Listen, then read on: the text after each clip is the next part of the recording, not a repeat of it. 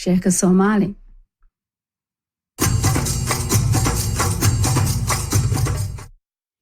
Beri waxaa jiray oday inan keliya leh.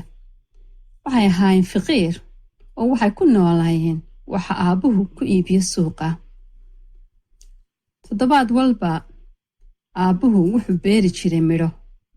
Markay u baxaan in ku filan suuqa ayuu ka iibin jiray. Inantiisu maskax fiican ayay lahayd, waanay naxariis badnayd. Had iyo jeer waxay jeclayd inay dadka caawiso. haddii aad ku cusub tahay channelkayaga fadlan taabo subscribe, like amba share si aad noo taageerto.